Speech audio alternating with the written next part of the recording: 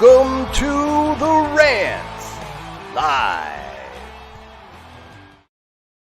Welcome, everyone, to the Rant Live. I'm John Strong with my co-host, Evan Altman. And spring training has started, something that I never thought I would say this season, at least. It actually has started. And the Cubs played 2 games. They played split squad games yesterday to the White Sox and lost both of them. So I know that's not a view of kind of what is to come. A peek into the season, maybe. Hopefully not, but yeah. So here's what's funny to me, right? Like, the split squad games are usually a good way for them to quite literally split, whether it's the main players, if you will, between 2 locations, so that you can have them, because a lot of like the main guys, the starters, right? They want to get their 3 or 4 innings in and then go hit the golf course, right? So usually they're the ones at home, right? And a lot of them are at home, and you might take like, hey, here's your 4 or 5 core players. You might take a few other guys who are fighting for roster spots, and you put them on there, or especially if it's a closer location. What is the point of doing a split squad game when virtually none of the players are even on the 40-man roster, let alone, really fighting? I mean, a lot of these guys aren't even like, they're not even on like non-roster invitees who might get onto the roster. Like, they're going to be minor league guys without a doubt. So why even, I thought kind of the point of that was sort of like scheduling doubleheaders in the regular season. Like, hey, we got to make up for some of this. Let's get a few more of these games in so we can split our guys up, get them more reps right away or in this truncated period. I just thought that was a little funny because I'm telling you, I put the lineups together, and it is not easy. Like, I don't even know who these guys are. All I'm seeing is the last name. I'm like, okay, I know. Who's this guy again? Jordan. Okay, is it Jordan Wicks? No. Jordan Wogu? No, because that's his last name. Oh, Levi Jordan. That's who it is. It's Levi Jordan. And I'm looking at Maldonado. Okay, which one's that again? Not Martin Maldonado. He's not with them anymore. That's not it. So you're running through all these things. It's like, God, I forgot these guys were still in the organization, because you just and it's like that every spring. You have a bunch of guys who are kind of new to the team too. And the Cubs announced a bunch of signings yesterday.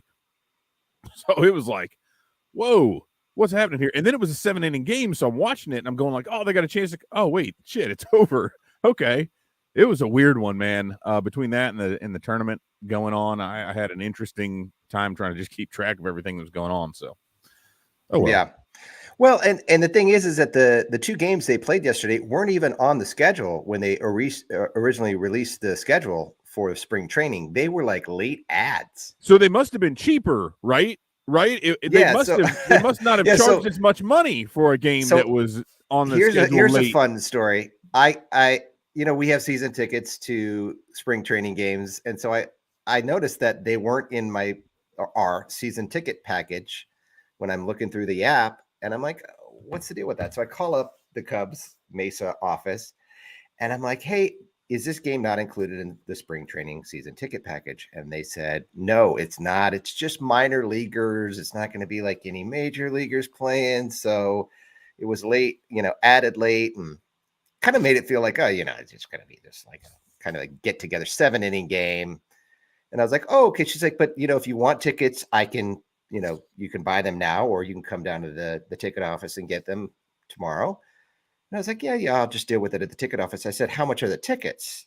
Are they the same price as the other spring training games? And she said, yes, they most certainly are the same price as the other games. I'm like, so you just told me that the product is going to be worse. And shorter. Automatically. And that's why it's not part of the season ticket package, but you will happily take the same amount of money from me and all the other fans. To be fair, that's exactly what the Cubs have been telling their fans for the last few years. So, yeah. Wait, you mean it's going to be worse and there's not going to be as many games, but I'm still paying more? Oh, well, or in the event of like not as many games, but remember 2016? So yeah, that was that's awesome. Still there. That's still awesome. There. Now, I'm wondering, how they get around that right at this point, because so I don't know if you've taken part in any of the chatter that's out there, but we were former season ticket holders, up until the 2020 season, at which point obviously things went awry, right, with the schedule, and we opted to just give up our tickets, and which I think was the right choice in the end from a business and personal perspective, because it just didn't make much sense. But what's very interesting, and we were able to get into that via someone who already had tickets, because as everyone knows, there's a wait list that's out there. And when we got the season tickets, I think it was like maybe it was even the year before, my name had actually come up, or I had been chosen, right? It said I had come up in the season ticket waiting list, which I thought was odd because I was like number 14,000 or something like that at the time. And so I was like, well, that's really weird, because certainly 14,000 people haven't given them up. This is, pre 2016, I'm thinking, and it was a big deal, right? They had built this all up. And at the time, I did not have the wherewithal to be able to buy the tickets. I couldn't afford, and I was going to try to do like the bleacher package. They had a nights, it's like a weekends and holidays, basically. So you'd get Memorial Day and Labor Day and every weekend, whatever. I was like, okay, that's pretty cool, but it's still, a couple $1,000s, whatever. And so I was like, man, I don't know if I can make that work, and then I'm going to resell them. It was just a hassle. So I said, I can't show up to get them. And you had to be physically at Wrigley Field. You had to physically be there, right, to go get them. And I was like, well, that, it just didn't work. So so then I didn't realize that I had to get back on the list. So I get back on the list eventually, and I'm like 47,000. And I'm like, something is fishy with this, right? And now you've got all these folks like, oh, I have never in my life, for the last 3 months or so, whether I'm talking to people in person who are Cubs fans, I don't know how many people I have talked to who have said, man, I've been on this list forever, and this year all of a sudden my name finally came up. And the magical year. Right. And I've been saying for a while that oh man, my sorry about that. My light just went out, so I'm in the dark now. That's fine, not totally dark. But anyway, that doesn't matter to the podcast people. Right. They suddenly came up in the thing, and I've had more people say I can't do it. I've heard more actual season ticket holders give them up. I've heard more people say their name came up and they can't get it. But here's the thing. Remember when we said we were going to give them up, and then they kept giving us extensions on when we could make the deposit? And it was like, well, we're going to extend it by another 6 weeks and all this. And so you're like, listen, if you have 36,000 people waiting for this opportunity, you're not going to sit there and continually extend someone who said they're not going to pay the deposit and re-up. The same thing has happened this year. I've heard a few people who were out there and say, that their season ticket rep that's called them in the past is like back like, hey, you still got to like last week or this week. The season starts in a couple of weeks, like 3 weeks from now, and yet people are calling them to get this thing going and see if they can still get season tickets. Which again, dude, we're in late March. And they are still trying to ramp up season ticket sales. If you really had if that waiting list was legitimate, and that's why I've said it's bullshit the whole time, there's not nearly as many people on there as they want there to be. And a lot of people are on there just because, right? It's like, yeah, I mean, like when your name gets called, you see on Twitter, like guys who are like, oh my God, I've been on the list for 10 years. My name got called. I'm not sure what to do. I really want season tickets. It becomes more of a status thing than it really does anything, right? It says, and not like, your status amongst Cubs fans. It's just how you feel. It's like you own a part of your favorite team. It's cool to, know you can go to every game if you want to, and you've got tickets to do that and go to Wrigley. It's the feels, right? Yeah. It's all about the feels. And you probably forgot that you were on there. And then by the time it actually came up, and wait, if you thought it was legit, there really were 36,000 people, and you're like, oh, well, shit, it's going to be many, many, many years before that even happens, which again, the number's not real. I feel like they will randomly select people half the time anyway, but they are clearly hurting when it comes to season ticket renewals. And then even for people who they are calling up to be new season ticket buyers to actually bring it up here and get in on the action, right, for the first, because it's just it's not clearly when you're looking at what the product has been and the cost that you've got to pay for that product, to lay that out up front is a really significant ask, because at this point, right, think about it right now. They have made some significant additions. Marcus Stroman, that's great. Seiya Suzuki, awesome. I'm super stoked about that. I know we'll talk about that a little bit here, but they still aren't in a position to where you can look at this and say, I feel like this is a team that can compete. I mean, can they tread water in the NL Central because you've got two teams that don't give a shit about winning? Yeah, absolutely. Of course they can. But even with a 12-team postseason, right, 6 teams from the National League, do you really feel like the Cubs have put themselves in a spot to be one of the top 6 teams in the National League? And if so, are they even close to being able to compete with the teams that are at the top, especially with what the Dodgers just pulled off with landing Freddie freaking Freeman? Yeah, that's ridiculous. I'd say before the season, I don't think that there was a possible way to end up in that top 6. So it's not surprising that the Cubs are kind of where they are right now. And if you look at really kind of the minor league system and the prospects that they traded for last year and the guys that they have kind of waiting there to come up probably in the next 2 to 3, maybe 4 years, it doesn't really surprise me that they're taking this approach. I mean, they've got to fill out the roster. They've made some decent additions, but really, I mean, the guys that they're adding here are guys that you would add to a core, that you would have if you had the core in place already and you saw them adding these guys, you'd say these are guys that could kind of put them over the top and become more of a championship caliber competitive team. And that's it. I mean, but instead, if you've got a team full of those guys, and you don't have Chris Bryant and Javi Baez and Anthony Rizzo, they're doing it backwards. Yeah, you can go back on the site and search for Jonathan VR, and we've got stuff from like 2018 and 2019 saying, man, the Cubs need to go pick this guy up for the stretch run. He would complement. He's the speed that they don't have. He's got a little bit of pop. He's a switch hitter, not a ton of pop, but a little bit more than Nico Horner and Nick Madrigal at least, which is you and I almost could be at that level. But it's just so funny, man. It's like they're getting the types of guys like say a Suzuki, Wisdom, oh my God, Schwindel even. Yeah, like Suzuki fits so many things well, and it's I do find this funny. Like I didn't want to be I knew there was enough of it going around, and so I don't like to pile on Jason Hayward. I think he's a great dude. And I was all in for them signing him. I really felt like at the very least that he wouldn't be. I didn't think he was going to be, hitting for a $175 WRC plus or anything like that, but I figured he'd be the same above average hitter that he'd always been and Gold Glove right fielder, the latter of which he's done. But anyway, I just think it's funny that he's like, yeah, I'm willing to move back to center field. I'm like, nah, bro, like the bench is where you need to be moved to. Like they don't need you instead of like Suzuki and Wright. At what point do they just free up the roster spot and just eat the money? Yeah. That's basically where they are right now, right? I mean, he doesn't fit at all on this team, and I understand they're paying him a whole lot of money, but they're going to pay him a lot of money whether he takes up a roster spot or not. Yeah. So here's the thing. Let's say you have a car, and it's a lemon, and the engine blows out. Okay, you're paying, but and it just came out of warranty, but you still got payments on the car for the next 3 years. Okay, you're paying for it.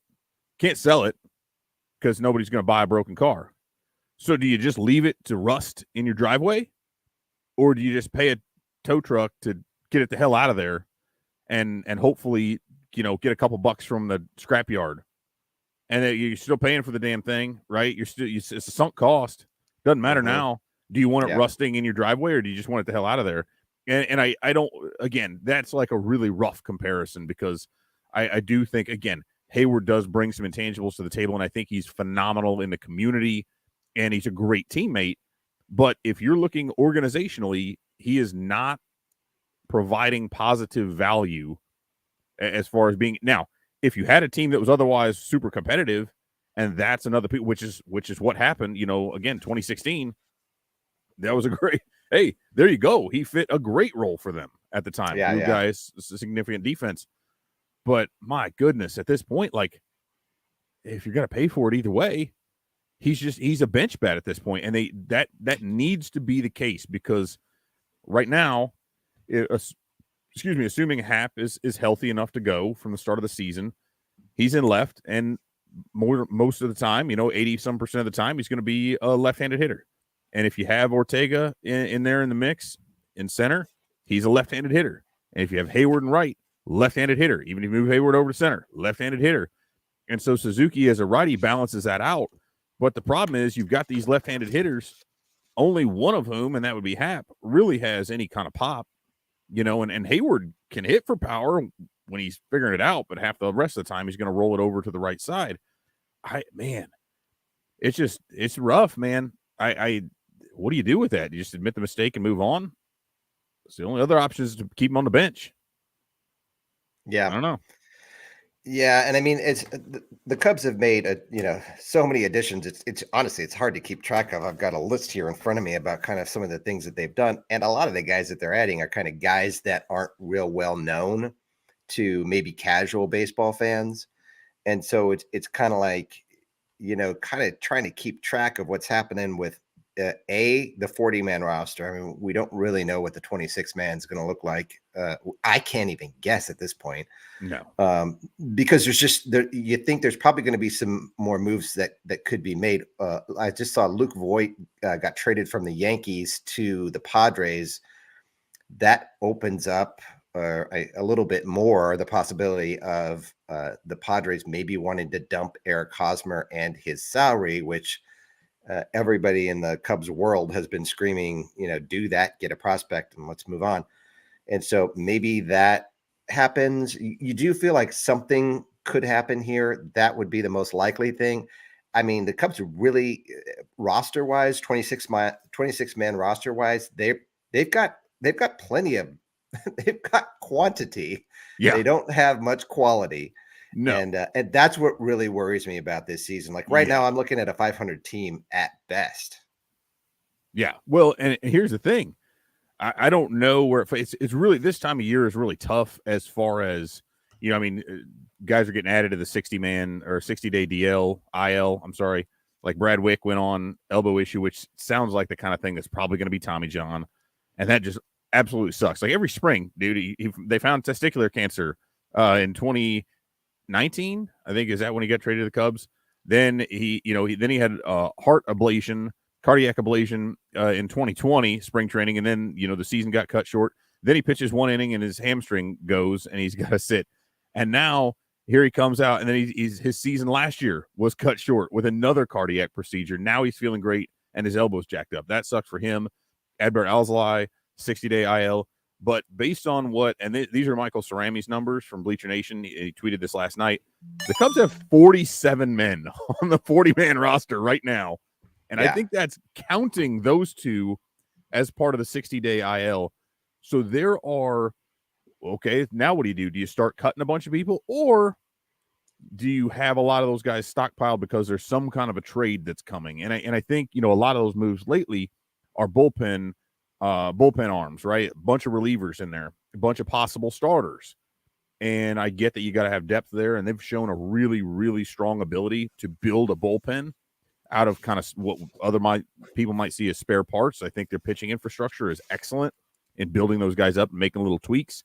But as you mentioned, it's the Hosmer thing, or it's almost got to be a series of moves that take place, again, to clear the glut on the 40-man, first of all. But what's interesting is you can't trade actual picks yet, but you can trade competitive balance picks. And San Diego has a competitive balance pick because, clearly San Diego is such a small market that they need that, which is hilarious to me because look at what they're spending. That's, again, but should the Cubs do something like that, like I could see a 3-tiered move going on here. So follow me a little bit. So the first of those would be you acquire Hosmer along with that comp balance pick and maybe a prospect. You get those. You send a few guys. It have to be multiple players. Whether that's like, of course, David Bodie's going to be on the 60-day IL, so he's not taking up a spot. So that probably doesn't make any sense. But I would see Nico Horner to me, I think is a fairly obvious one just because they're so loaded already in the middle infield. And do you really need him as a utility guy? But he's got some value there. Maybe him, maybe a couple other guys, right? That go in that. Now you've acquired this extra pick. Well, now guess what? You're not concerned with losing a pick to sign a qualifying offer free agent, which means maybe Nick Castellanos, but probably more likely a Michael Conforto, who's a left-handed batter who's got some pop. Now you've made that move. Now you're still way over probably on the 40-man. Now you try to package some guys together, and I don't know who would that have to be, but you look at Frankie Montas from the A's. You look at Pablo Lopez from the Marlins. Those are two teams that are looking to unload money, that are not trying to compete right now. Maybe you flip some prospects and other players in order to get, and now you've got a left, and of course Hosmer's a left-handed hitter as well, but you've bolstered your left-handed hitting. And for all the shit that he gets, this is Hosmer. He's been a league average producer offensively. Again, is that a lot to pay for that guy just for that? Yes, but if you're picking up that pick and that prospect, and the pick allows you to flip it somewhere else, now you've got that. Now you've got your strong, probably a righty, but if we're looking at a hard-throwing starter, which you have lacked for the longest time, they fill immediately the biggest needs on their roster in terms of left-handed power and a hard-throwing, bat-missing type of starter. And you've done that, and that pitcher would have some control left, and you go out and you spent some of that money, which is something they really need to do. I don't like spending money just for the sake of spending it. And then there's still a possibility for Correa as one of those. But I think there's it's a series of moves that'll have to take place. And to me, I tweeted this earlier, and I apologize for rambling. I'm just trying to make this point. Because somebody had asked, are you hearing whispers or do you know something? I'm just looking at it going they've made a shit ton of moves. They've overstocked their middle infield and their bullpen realistically, although you can't really have too much depth in either of those. But clearly they're over their roster limits, and they haven't really done anything within those moves to do something that screams that it's a really good fit for this club to make them more competitive than just a mid-tier type 500 ball club at best, right? So they could swing this thing and make a couple of these transactions, and it would reshape the roster and immediately put them into a more competitive spot and fire people up about it. Because right now, Suzuki, awesome. Stroman, awesome. Great signings. But neither of those players in and of themselves is enough to put you over the hump by any stretch. Well, and Stroman's on a 2-year deal? 2 with a third option. Yeah. And so, he's the longest term guy they have signed. Well, obviously Suzuki 5 years, but the AAV on Suzuki is what, 17 million? Yeah, and he's only 27 years old, so he's still pretty young. That's but everybody else is like a 1-year deal. Yep. Right. Yep. And so it's it's very obvious. Gomes is a 2-year, okay, with a 3-year option. 1 to 2 years. They're not looking. With the signings that they're making, unless they're getting a really good value, which they've got one with Suzuki, and you could argue Stroman too. They're not looking to make any multi-year acquisitions here that plan beyond this season. Really, maybe they're going to have some guys that are pieces that are kind of additive to next season, perhaps. But at the end of the day, I really think that the next 2 to 3 to 4 years is, are guys that are in the minor league system. And they've got a ton of talent in the minor league system. I just think it takes having perspective and accepting the fact that, listen, I know when the baseball season starts, everybody wants to, be as positive as you possibly can be. But you also have to be realistic to a certain extent. There's a certain pragmatism that goes along with the situation the Cubs are in right now, unfortunately. And that's where we are, right? It's just, if you look, let's break down kind of where they are on the infield. You've got Frank Schwindel starting at first base. You've got probably Nick Madrigal or Nico Horner at second. Andrelton. Is it on? I don't even know how to pronounce it. Andrelton. Andy Simmons. I'm just going to call him Andy. Andy Simmons. Andy Simmons and perhaps Alcantara at short, and then Wisdom and Villar at third.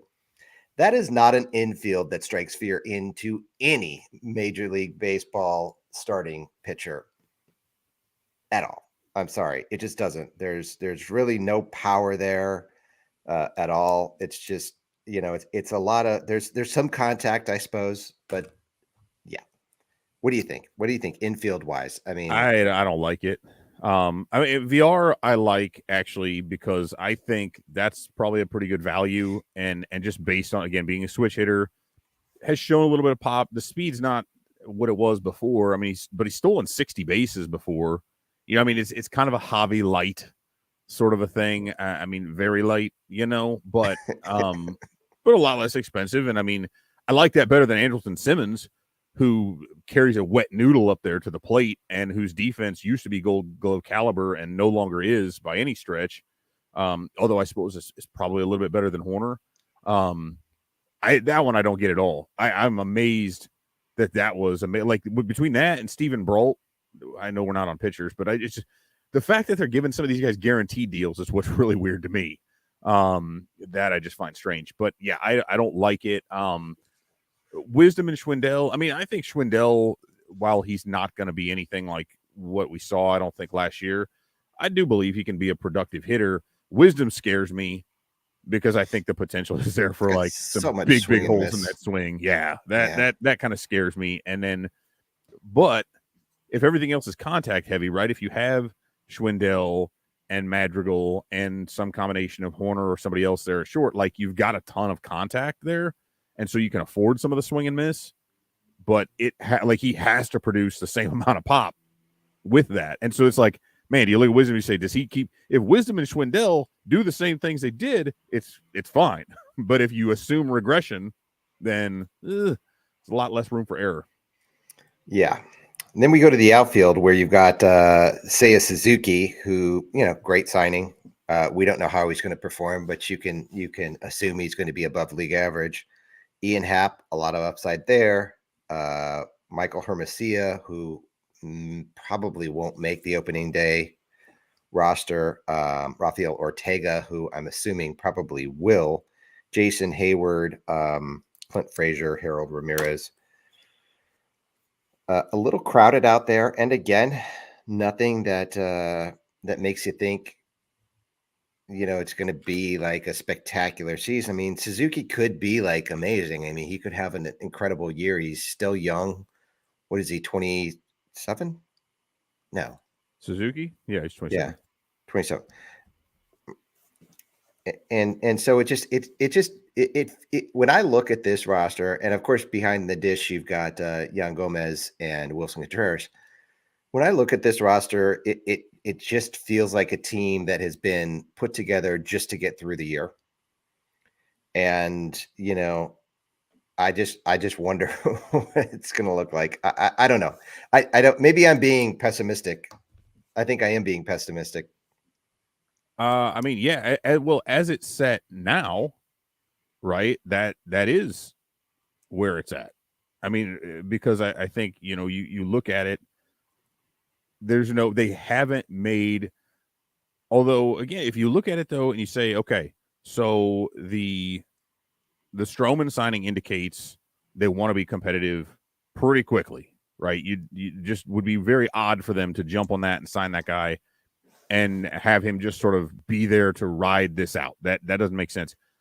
Similarly, Suzuki, right? It's 5 years, but you don't want to have signed this guy for a total, you're all in for about $100 million if you count the posting fee. You don't want to spend $100 million on a guy and, again, only be competitive in the last 2 years of his contract.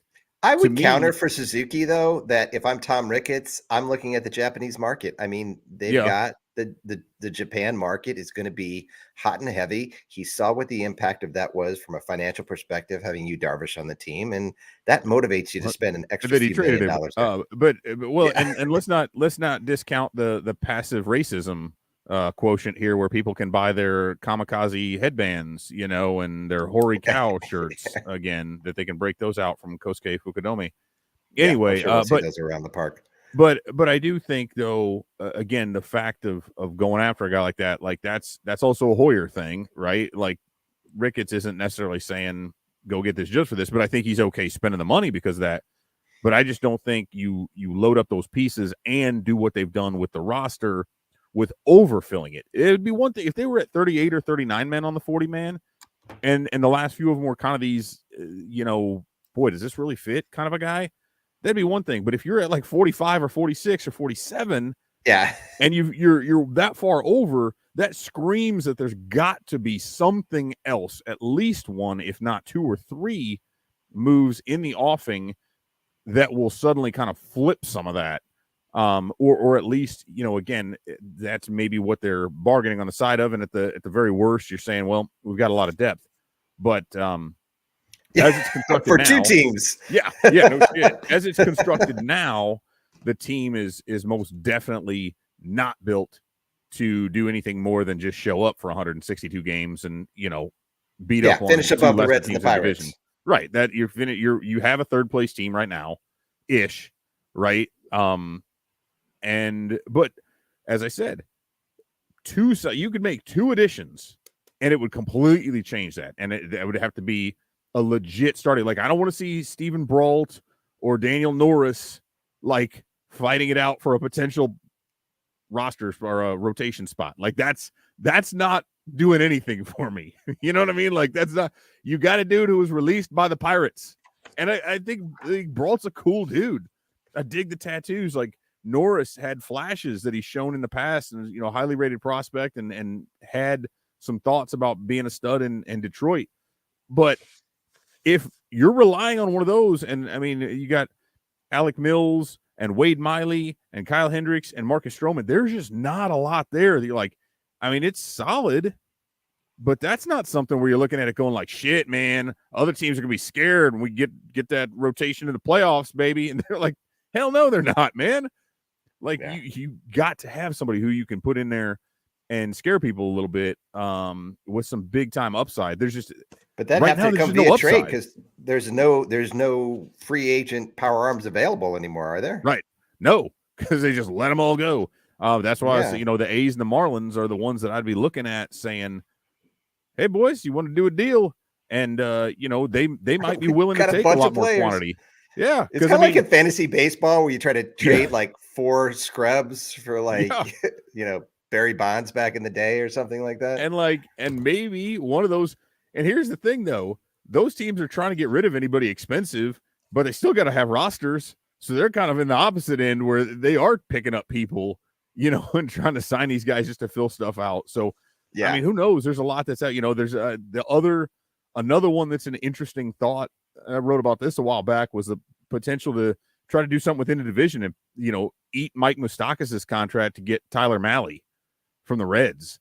They seem willing to give up just about anybody on their roster. Can we, and while we're on that, can we discuss the fact that John Heyman tweeted out that the Reds are interested in Nick Castellanos, bringing him back, and how that's such an obvious plant from Scott Boras that he's like, hey, throw out there that there's some other teams interested in this guy because we're talking with the Phillies and we need to fire. This is bullshit. The Reds just traded everybody away. Everybody. They're not going to go sign Castellanos. Are you kidding me? Nor would he ever go back there.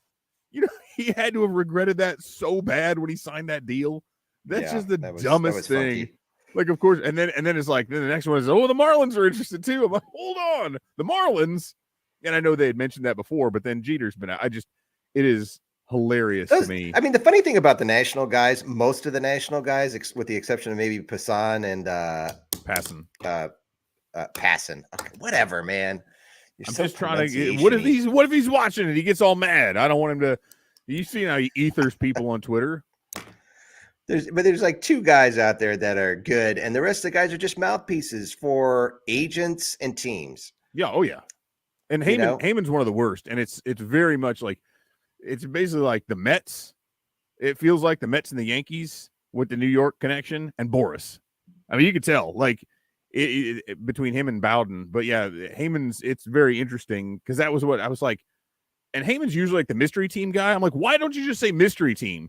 Because at least then you could maintain a shred of credibility. The Reds are interested. Like, bullshit. That's clearly a Scott Boras plant. Just say mystery team. And then it's like, oh, ooh, somebody, because the other thing is like, do you think any team that's out there, like some executives scrolling Twitter to see that, they know damn well what that is. That's just silly. Like, that's not helping anything. Like, at least, come on, John, you've been around this game long enough. You should know better than that. Ooh, a mystery team, unexpected competitor. Just say that. At least then it would be, there'd be some intrigue to it. People would take it seriously versus literally everyone going like, oh, hey, give Scott Boras his, take your phone back from Scott Boras. Stop letting him tweet for you. But, I mean, whatever. But Boras is in control of so much stuff right now. So good for him, man. Yeah. At least he's on the player's side. So you've got that going, which, I think most of us at least on the blogging side of things are definitely on the player's side. So that's nice and refreshing to have at least him, a guy that has the pull and the knowledge that Scott Boras has kind of going for the players. So as we look forward, I think you touched on the bullpen it'll be interesting to see what the Cubs end up. I mean, you got Alzolay and Wick, both out, and Cody Hoyer out. And I mean, and I mean, Alzolay wasn't really a bullpen piece anyways, but I don't know. I still think he's better in the bullpen. I'd prefer him as a bullpen pitcher, but they did not sign Jesse Chavez, did they? They did, but it's a split contract. He's a non-roster invitee. Okay, non-roster invitee. So, Chris Martin, Dave Robertson, Michael Gibbons, Robert. I'm not even going to try to pronounce his name. Gesellman. Gesellman. Okay. And Daniel Norris. And Stephen Brault. And that doesn't take into consideration Manny Rodriguez, Scott Efros, Ethan Roberts, Tommy Nance, Corey Abbott, Rowan Wick. There's a lot of guys there. That's a lot of pitchers, man. There's a lot of guys there. And there's more. Like every time you look, but wait, if you sign up today, we'll give you 5 more pitchers. So the bullpen, they should be able to work out the bullpen. I'm not really that concerned. I mean, I'm not really sure who the closer is going to be. There's a couple options there. I'm not sure it's going to matter. The starters, if it's Michael Givens, as like Jesse Rogers tweeted, so like that, if you're giving Michael Givens more than like occasional spot closes, save situations, like that's a problem, man. Because a dude who doesn't give up many grounders and gives up a lot of homers, that's not a good. We already saw that from Kimbrel the first go round, and then obviously he corrected that stuff. But like, this isn't a good enough team, and of course part of that's like, do they give a shit? Like that'll tell you if And Rowan Wick has the potential for that, right? There are some guys that they've got that can miss bats, and we've seen too. You don't have to necessarily be a guy who throws 102 miles an hour to be a closer. But if you're going to get someone who's not that profile, I would much rather have someone who keeps it low and gets a bunch of grounders. So at least you're talking about productive contact versus somebody who gives up a lot of stuff in the air. So we'll see. Yeah, I mean, I think Robertson is probably a really good candidate there. They've signed some very competent arms. It's just a question of where they all fit in. And this team feels exactly like kind of 2021 post-trade deadline 2.0. It's like if they had more time, after they traded away everybody, the core, last year, this feels like the team that they would have kind of come up with. If there was a free agency period before, kind of they had to proceed with the second half of the season last year. This does not feel like, they're adding back any of the pieces and the skill that they traded away in any way, shape, or form. Yep. The Cubs are not going to sign Carlos Correa. I'll be shocked if that happens. I'll be happy. I'll be super happy. And I will say I was completely wrong. But I'd be just very surprised if that happened. I just don't think this is the right season. I mean, if you looked around and could he make a big difference? Could the Cubs compete more for the NL Central with Correa and another like a power arm that they'd have to trade for? Definitely. Every I time you just say that, don't I think think of Paul Correa from the old hockey player. Anyway, Paul as you Correa. were. Okay. Hey. I just don't see, if you look at the Dodgers lineup, for example, I mean, this is what annoys me more than anything, and I think it annoys most Cubs fans, and I'm just going to throw it out there. Back in 2015, 2016, 2017, the Cubs and the Dodgers were basically in identical spots, right? They both had very good teams. They were both competing for, the National League championship to be able to win the pennant. And it's just the way that they have diverged, and a lot of that has to do with the fact that the Dodgers have actually been able to develop players in their system, and the Cubs have failed miserably at that. And I mean, that's really what it comes down to, because if the Cubs had any ability, and they've also traded away a lot of guys. I mean, they made some really bad trades. The Quintana trade is a very good example of, I mean, if they think about it, if they had Dylan Cease right now, that changes the entire dynamic of this team. And Quintana didn't do anything. And No. he was actually bad for them. So I mean, like, if you had just Dylan Cease, so it's just like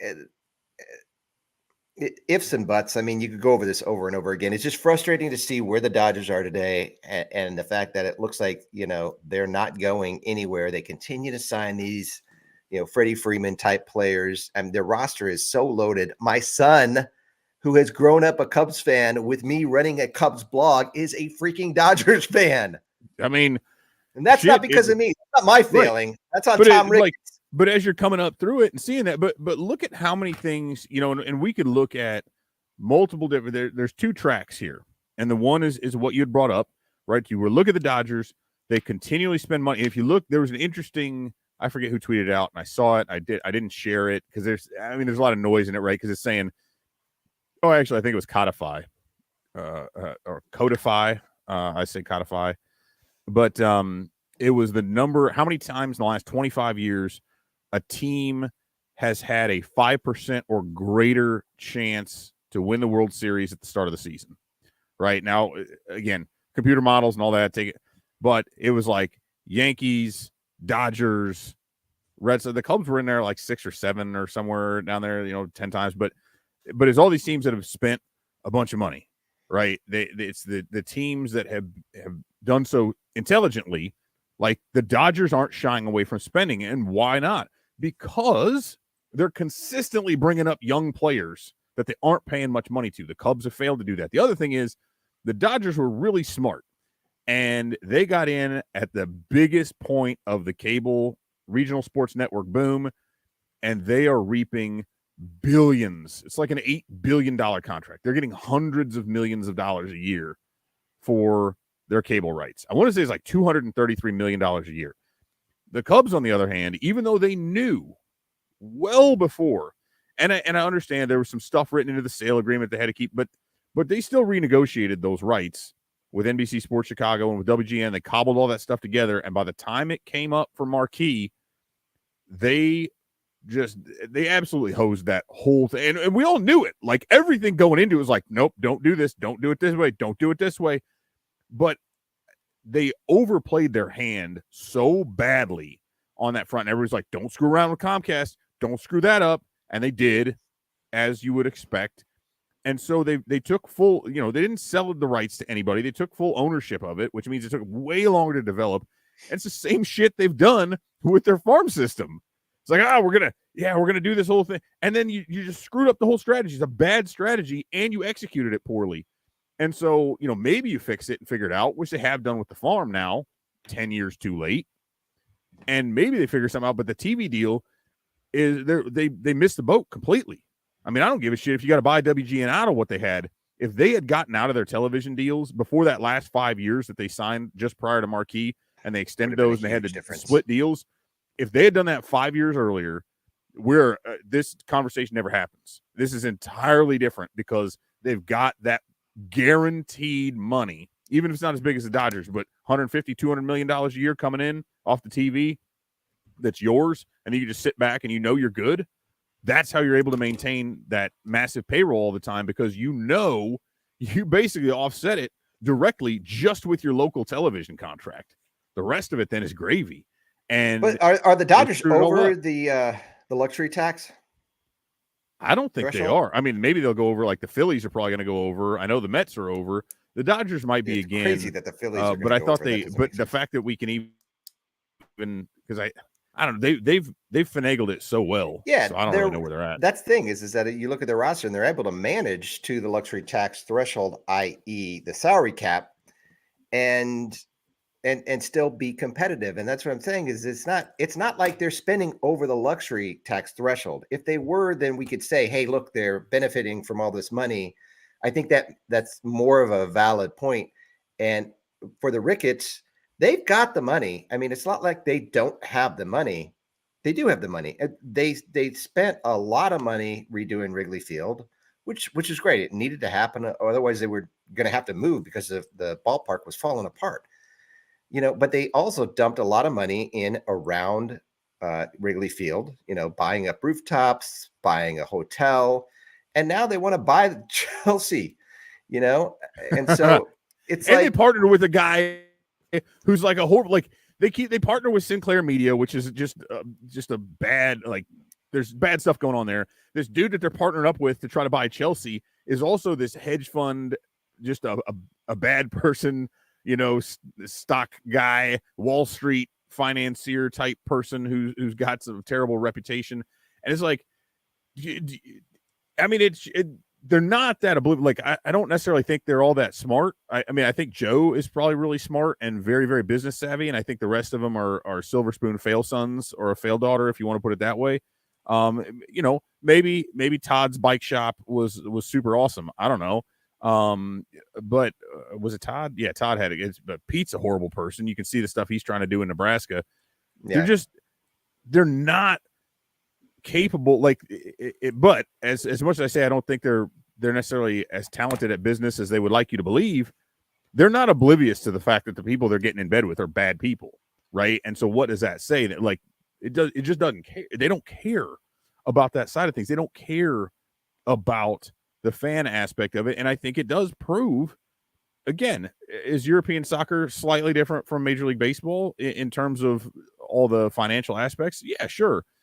But it does prove to you that clearly it is not truly a biblical loss situation if they're looking to drop another $4 billion into another sports franchise, right? That's just wild to me that they would do. And it just, the optics of it. Here's the other thing. If they were truly concerned about optics and truly concerned about the fans, they'd be like, shit, dude, we're about to drop $4 billion. We're going to try to make a $4 billion bid on this soccer club. Yeah. You know what we should probably do is dump some money into the team we already have and show the fans that that's legit. So they're not looking at this and going, even though, again, we can look for all intents and purposes, separate money, however you want to look at it. The optics are such that it looked really, really bad to go buy Chelsea and not turn the Cubs back into a competitive organization by pumping a bunch of money into the payroll. It just doesn't look good. Yep. And perception is reality. And that's just the way it goes. And so you've got a team. It would make sense. All I would say, I've got a friend who's a Chelsea fan, and I'm like, dear God, you better hope that Ricketts family does not end up buying Chelsea. Because, I mean, here's a team that, granted, was run by a Russian oligarch. But dude, they were losing a ton of money every single year, and it just didn't matter. He didn't care. I mean, it was just fun. It was a toy, right? He could dump as much money as he wanted into that thing because he had billions and billions of dollars that he just didn't care about. Guaranteed at the time, it looked like things were going to go up. I'm assuming that now he would try to be cutting costs if he could do anything at Chelsea, which he's now banned from doing. And so it's like Chelsea fans are going to go from like this guy who just had no problem just dumping tons of money and winning the European Championship and competing for the title in the Premier League year after year to now the Ricketts. Oh my God, that's scary. I feel bad for him. Yeah, and I think and it is pointed out here in the comments. I mean, they did the Suzuki signing is what, but but that's still like that was a value add, and the money you get from the Japanese Right. following, to me, more than makes up for that. Well, and here's the thing, that is not really fan service to the large majority of I don't even want to say casual fans, but like there's a group of us, and I think I become blind to this myself sometimes, where and I accuse Tom Ricketts of not really understanding what actual people think, because he's so blinded by like the super duper fan who want to go like get his autograph, take pictures with him and stuff at games. Like he's blinded to what those people say and how they just kind of like, oh, Tom Ricketts, you're so great. And to actually understand what the majority of fans think. My problem is like I really wanted Suzuki, and I've been following that somewhat obsessively since even before he got posted. And so a lot of us who follow this really closely know who this guy is. But by and large, if you're looking at the fans, like my dad doesn't know who the hell he is. You know what I mean? Most people, if you walked in and saw him wearing a Cubs shirt on or a Cubs hat, you talk to him about the team, they don't know who the hell this guy is. They know the Cubs signed him, but that doesn't. Or hell, a lot of them think it's way too much money and think he's going to suck and think he's going to be the next Fukudomi, which again is lazy and in a lot of cases probably casually racist, and maybe more of that than the other, and also dumb, because Fukudomi was actually a pretty good player. Plus, he was several years older than what Suzuki is now. I think that's the other thing. People, oh, these Japanese players come over. Most of them, because of the way those contracts with 9 years of control work, don't get out of their deal and get posted until they're in their 30s. Suzuki started playing professionally at 18, and so now at 27, he's able to come over. So there's a lot of difference there, right? He's literally coming into his prime now versus most of the guys being at the horizon or the sunset of their prime, if you will.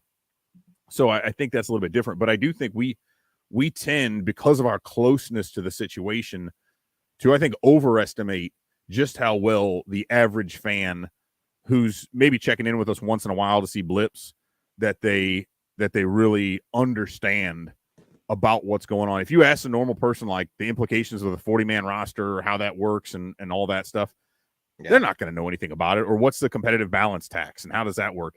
They don't give a shit. And they don't follow with it.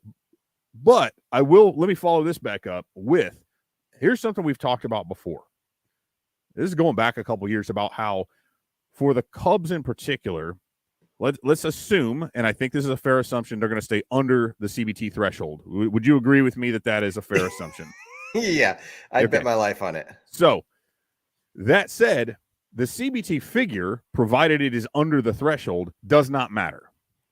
Right? What matters is actual payroll, because that's what Tom Ricketts actually has to pay. The CBT only matters if you go over the threshold, then you're getting penalized. And that is where, as someone pointed out in here earlier, it's very interesting the way they structured Suzuki's contract, because it's the way it's broken down is like he's only making $7 million this year. I think it's 7, 17, 20, 18, 18, and there's a bonus in there, signing bonus in there. So, and that's, I'm sure, and that's spread across the whole thing. So again, they're not going to go over the CBT. There's no concern there. It's the actual money. And if it's only $7 million in actual dollars versus a $17 million AAV, you've got $10 million there to play with. Right. And they've got plenty of other room in there right anyway. Now their salary is about 140 million projected for 2023. Is that's that, on the is that actual or CBT? I think that's actual. Okay. I'd have to look. Yeah, I think that's actual. I think it's up to about like 160 some million. When I was going to say 40 man. And it might be a little higher than what I was thinking. 167 was where they were at CBT wise, and that would have included Suzuki if I understand. But as long as you've got more room, and it really what the budget is at this point, it depends on what Ricketts is willing to spend on actual payroll. And I have to look at that and think, if you weren't concerned with trying to make another big move, you wouldn't structure it so that you had that big gap between year one and then the subsequent years of the contract. Other people could look at it and say, well, we expect you to get better over time and whatever. Like that doesn't matter, right? That nobody gives a shit at the end of the day, whether it averages that or what. So to me, it looks like here's the budget that we've got. Let's figure this around so that there's a little bit of extra room in that first year so we can make something else happen. All these things, I'm following the little, looking at all the tea leaves. It spells something big. Whether it'll happen or not is another story. Well, when you say big salary wise, it could be the Hosmer thing, right? Yeah, I mean, it could be that because they might be trying to just accommodate that. But I mean, big in terms of implications over like splashy. I'm not necessarily saying Correa. I'm saying big, and it might be big personnel wise because if they got to clear all those roster spots, there's something 10 for 1 trade. Yeah, we'll give you we'll give you a pile of shit for a smaller pile of shit. We'll give you this huge pile.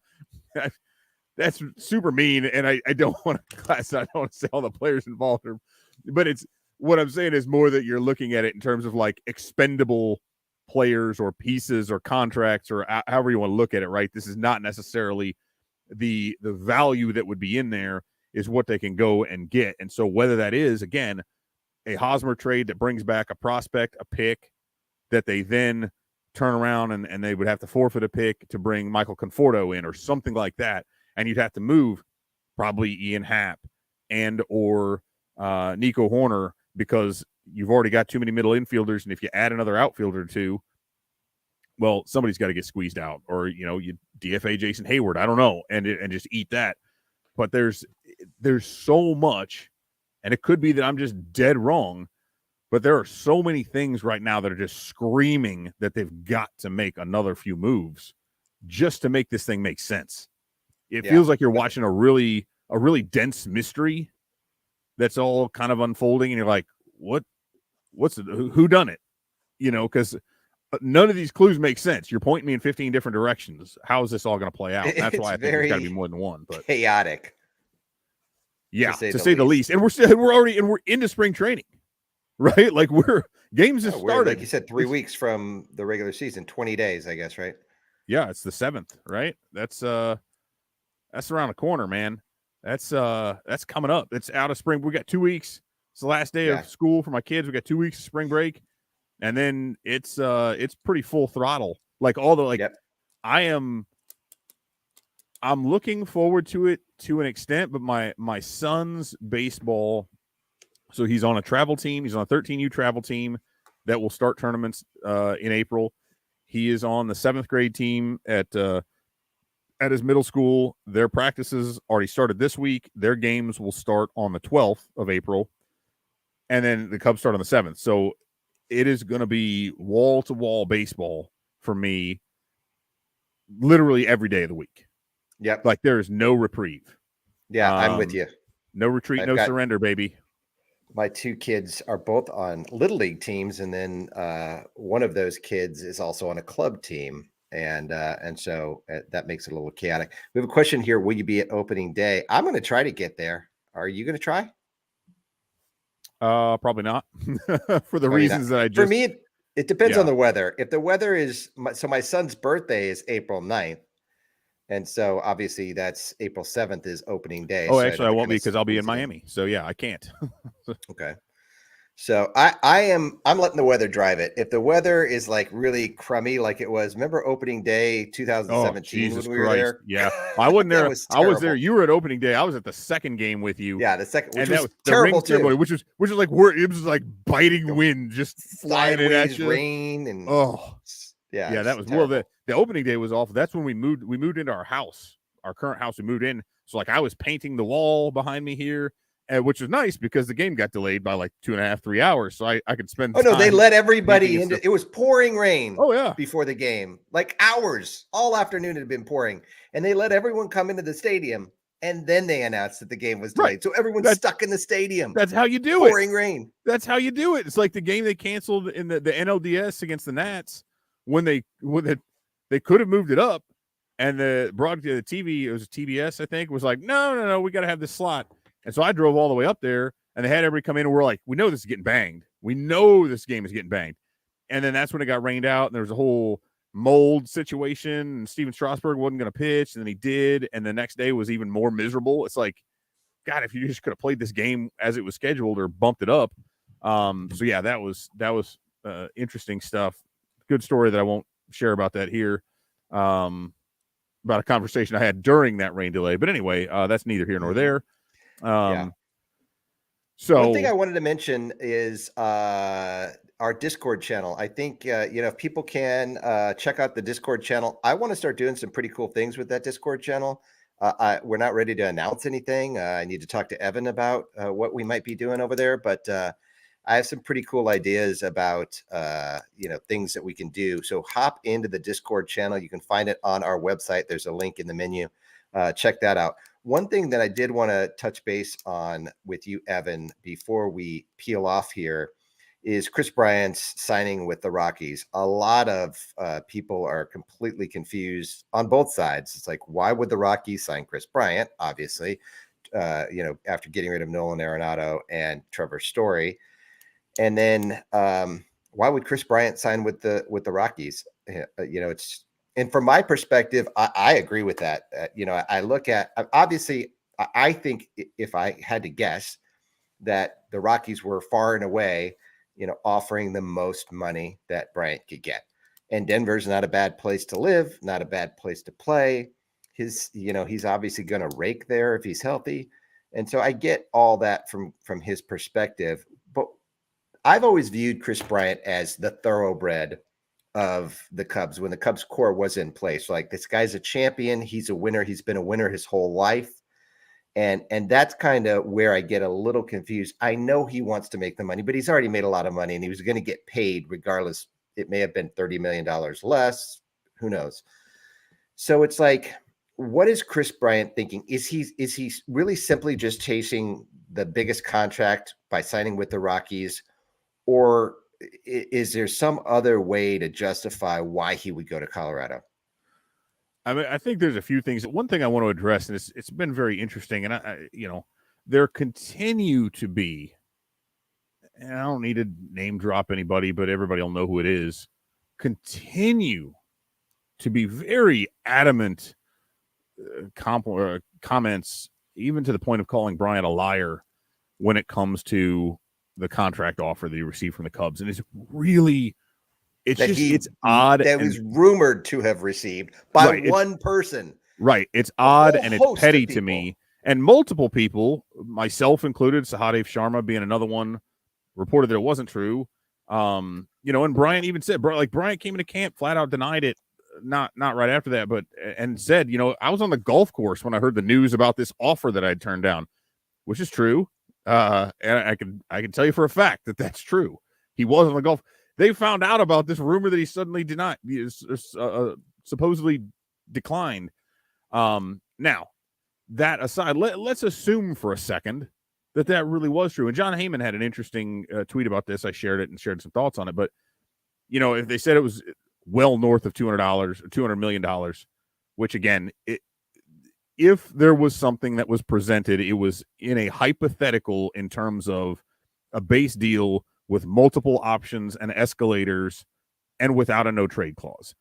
And my belief is that there was an approach made to Scott Boras with the outline of a potential deal.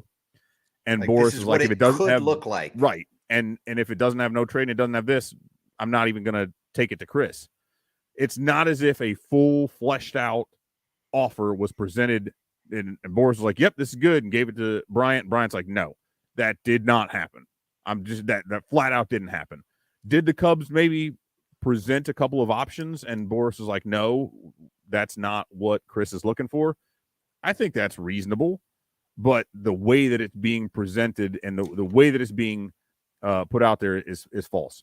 But if you look at it, I mean, Bryant went on to make another, $62 million with the Cubs, most of which came after that offer would have been early in 2018 before he hurt the shoulder and everything.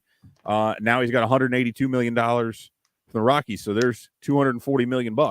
So at the end of the day, he's doing okay, right? It worked out about the same for him either way. The Cubs weren't going to pay him. I do think it was a matter of there were a bunch of teams that were interested, and I think all of them were probably trying to pull something of the nature of either a really short deal or maybe trading length in the deal for not having a no trade. And the no trade clause is something that he really wants, right? He doesn't want to deal with the rumors again. And I think for a player, the security of that says if there is a point where things go weird and the team wants or needs to trade you, they have to come to you for your approval, and you can determine where you go at that point, right? So there is security in that. There can't just be rumors. And he had to deal with that for the last 3 years with the Cubs. Yeah. So I think there was a combination of things of like, listen, not that he doesn't want to win again. I'm not saying, I don't even want to suggest that, but he does have a world title. He does have an MVP and a Rookie of the Year. He's got tons of hardware. And, hey, to have that kind of money and get to play in a place like Denver that is, it's not like it's a hop, skip, and a jump from Vegas, but it's 1,000 miles closer than Chicago was. And so if he wants to split time there, it's a wonderful place to live, and he can mash. And then if things kind of go south like they did with Nolan Arenado, he can kind of determine where he wants to go from there. So I think there's a lot of those things. It's just funny to me because I even had somebody tweet at me later. It was like, I never got the feeling he wanted to stay. He's dead to me now. I'm like, that's a really weird. I don't get that at all, because I can tell you again, this is, I'm not making things. I'm not, I want to make this clear. I'm not going to share everything, but I'm not hypothesizing here. I am not guessing at this. Chris Bryant absolutely wanted to remain a Chicago Cub. He wanted to finish his career in Chicago, spend his time there. That's what he wanted. But, and I know a lot of people will say, well, if he wanted that, why didn't he stay? Well, because not everything we want comes true. I wanted to date Cindy Crawford when I was in high school. I wouldn't mind it now. That wasn't going to happen. We won't tell your wife that. Yeah, well, I'm sure she'd be fine with it. Tyra Banks as well, right? I had a tremendous crush on Tyra Banks in college. Somehow that didn't work out. I don't know. But it's like both sides have to be there for that to want to happen. And at the end of the day, it's a business. And if at that time those two ships are passing and they don't, like Jeff, and they don't have the right priorities and the right setup at that time. People talk about Rizzo. Oh, he should have taken the deal.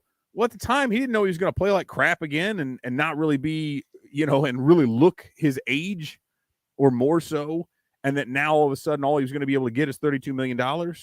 Like Javi Baez having a few bad seasons, right? Like these guys all gamble on themselves. You do not get to this level by being willing to just settle for being okay or for taking a little bit less in terms of your value or underestimating yourself.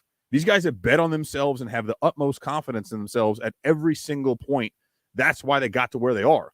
So of course they're not going to take I would argue, I would counter that though, that with the three, Rizzo, Baez, and Chris Bryant, what they failed to do is they failed to really give credit to the Cubs, putting them in the position that they were in. I mean, they were on the team that they were on. They were surrounded by the talent that they were surrounded by. And so and I'm not saying that the Cubs deserve credit, but I'm saying that if you're a player of that caliber, you do have to take into consideration all the external factors. You can't just say, I'm internally the only one in charge here.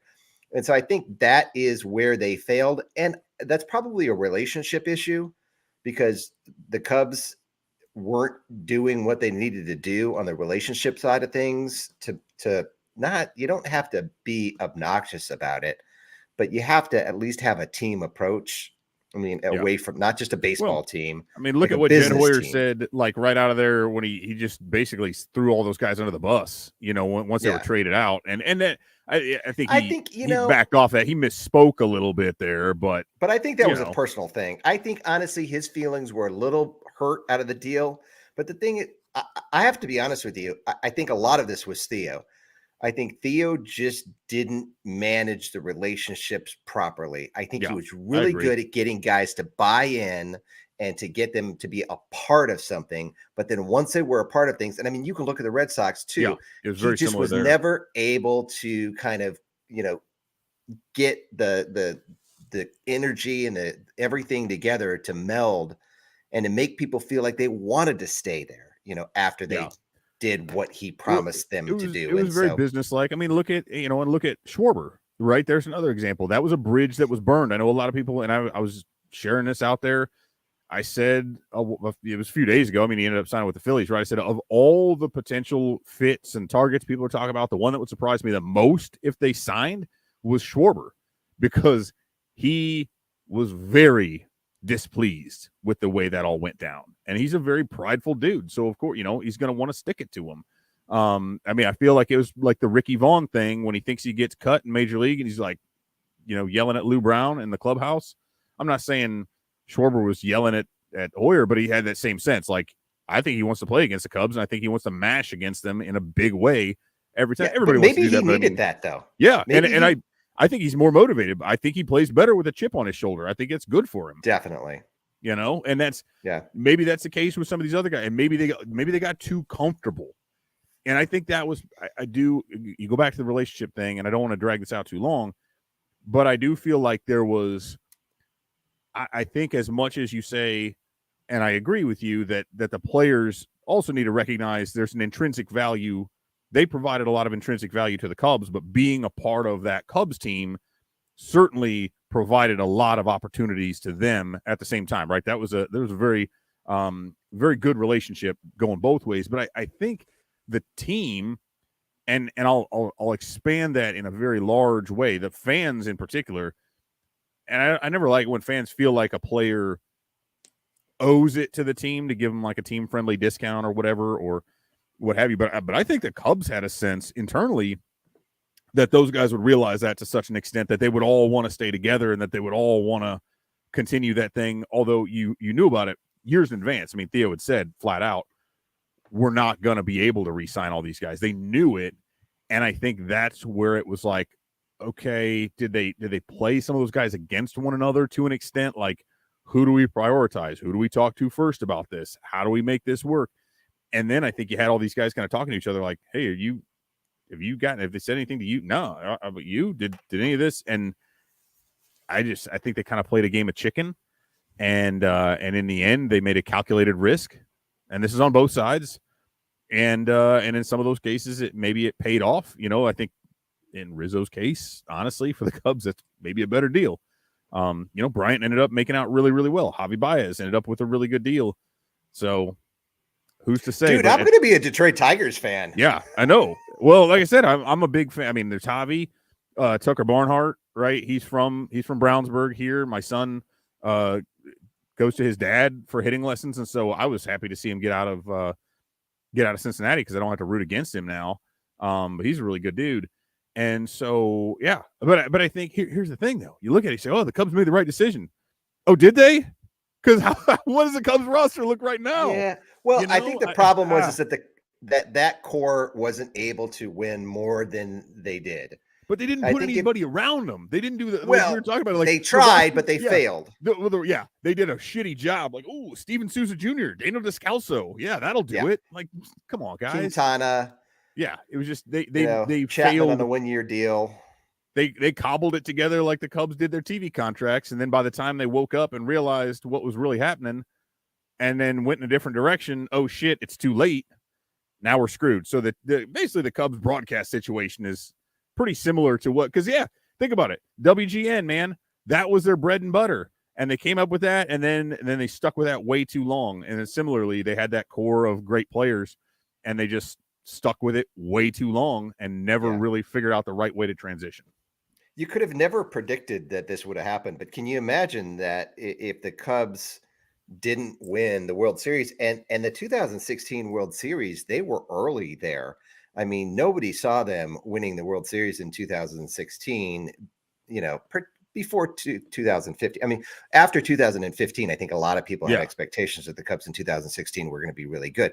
But I think if you looked at the rebuild and where kind of the projection would have been in 14 and 15 before July in 2015 and even into the year, you would never have predicted them to win the World Series in 2016. So the fact they did that at an earlier point in where you would have normally predicted it is great for them. But man, if they wouldn't have won that World Series, I mean, God knows how it would have all unfolded, right? Because they probably would have made more moves. They would have been a little bit more desperate.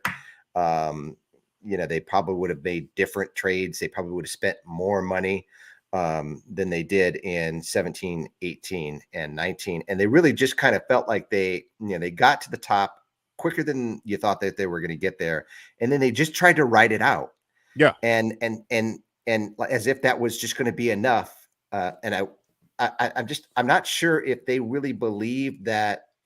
By they, I mean Tom Ricketts primarily, if they really believe that this was going to be all they needed, or if the team was actually going to win a championship with the little bitty moves that they were making to add to these guys. I mean, the core was still good. They were still winning the NL Central. Well, not really after 18 did they lost.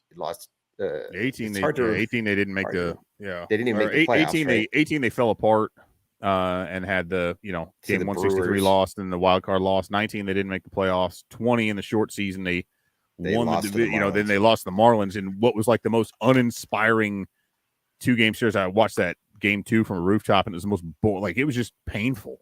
Yeah, it was just bad. It just sucked. And then last year, so and so it's hard to like look back and be like, oh, I heard I was listening to the MLB radio the other day, and they were talking about all the free agent signings that happened with Javi and Rizzo and all these guys, and the guys are like, can you believe the Cubs had all these guys on their team? Yes, they did, and they were not winning with them, right. So they had to do something, and their contracts were ending. So you're not going to re-sign a whole bunch of guys and dump a whole bunch of money into these guys when they're not winning. Now, is that their fault? No. I think if they would have surrounded them with better players, if John Lester was an aging pitcher, I mean, they needed to have better guys there. Jake Arrieta was a mess when he came back. I mean, it's just, yeah. So it's like, it's easy to see how this kind of all happened. It's kind of a little baffling, but I think the Cubs really, if you're a Cubs fan, I just don't think you should be looking at this season saying to yourself, this is a season that the Cubs are going to be really good. If they are over 500, I think that's a great thing, but really the future is in the minor league talent that the Cubs have. And there's a ton of it there. And there's a lot to be excited about. There is. I still think they should make a few moves and try to put themselves into a competitive standpoint right now. I mean, I think they can, but I am very, very interested though, because again, as we've mentioned several times now, the roster situation and the moves they made are such that they necessitate something else. So it'll be exciting, I think, one way or the other, if for no other reason than just from a purely procedural standpoint. If you're really into that stuff and you're a nerd on those things, it'll be exciting, and it might even include some big names and a lot of money, and we'll see. But I think this weekend is going to be very interesting all the way around baseball, because I think we see a lot of stuff happening and finally getting closed up. Yeah, definitely. All right. Well, we've gone almost an hour and 20 minutes. Wow. I don't know. Is anyone going to listen to this whole thing from beginning to end? Probably not. Probably not. Well, hey, if you've made it this far, then you deserve an award. We'll buy you a beer. So yeah, at some point in the near future, hopefully at opening day, we're going to try to ramp up our broadcasting so we don't have so much to cover in one episode. So we'll probably at least go to twice a week, and from there, maybe even more than that. We'll see how it goes, cool. But we'll definitely talk probably Monday or Tuesday next week. So until then, maybe we do a live show with both of us when I'm out there. Yeah, on location, baby. Evan's coming out next in a week, less than a week. Thursday evening. So that's going to be fun, dude. This is I'm not even prepared. I didn't go to the game yesterday just because I'm just not mentally prepared, but it's going to be like a 2-week just baseball fire hose. Crawley's coming out, I think, on Sunday. You're coming out, and then it's going to be over. yeah, it's done. That's good. So it's in any case, it's going to be a lot of fun. We hope to see you guys out at the ballpark, and until next week, see you later.